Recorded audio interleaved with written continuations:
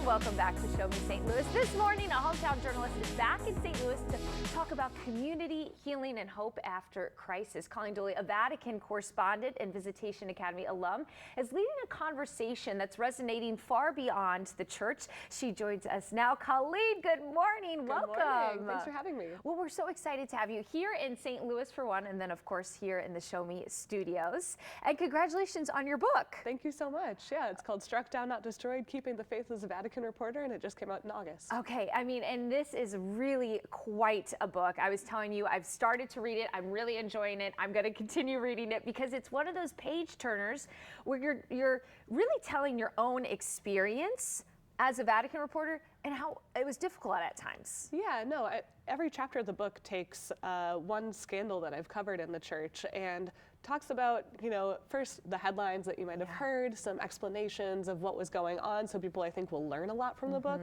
But at the same time, it goes into kind of how I've struggled as a lifelong Catholic with my own Catholic faith, my Catholic identity, while covering these scandals. And I wanted people who, maybe read headlines about the church and feel upset and feel conflicted to feel less alone in that process. Well, and that's what I love about this too, is you hear a lot of those headlines, especially with the clergy abuse. Absolutely. And all the scandals, and you don't really think about the people reporting them, and it took quite a toll on you. Yeah, it really can. I start out the book with the 2018 kind of wave of the clergy abuse crisis, where we had the Pennsylvania grand jury report, and then the fall of Cardinal McCarrick, and then the Archbishop Vigano scandal, where he implicated that Pope Francis might have known about McCarrick's abuse and covered up for him.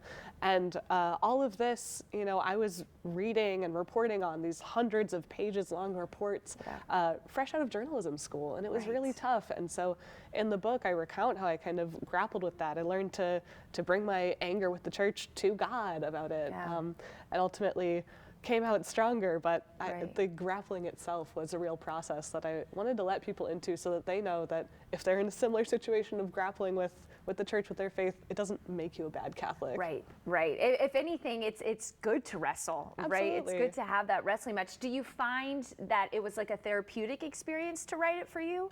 Some parts yes, some parts no. Some of it was like a lot of deep research, and that felt very kind of reporting or even academic at times.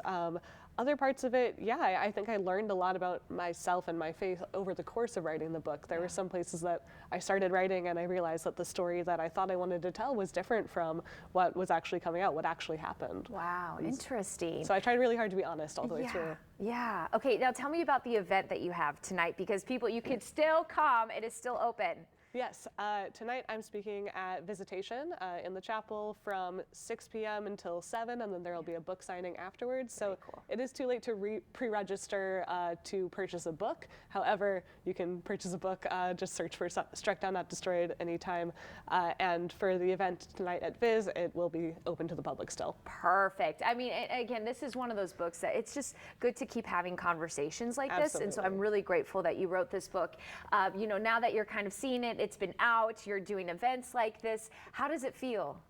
I was so nervous before I put this out there, because as reporters, we're trained to keep ourselves out of the story, right? And so I was really worried about putting so much personal stuff out there. But from the reception that it's gotten, which has been so positive, I've learned that it was worth it to take that risk. People really appreciated seeing that somebody in my position is struggling with this, and again, feeling a lot less alone in that struggle. Right. And just having, you mentioned it before, just really staying honest is really unique and something that's important in this kind of situation. So thank you so much, Colleen, for joining us today. Again, you can meet Colleen tonight, and you can also learn more about her book. We're going to have all that information right there on your screen. It's from 6 to 8, and of course, you could follow along. Colleen, she's actually moving to Rome. I am. Which we're so excited about.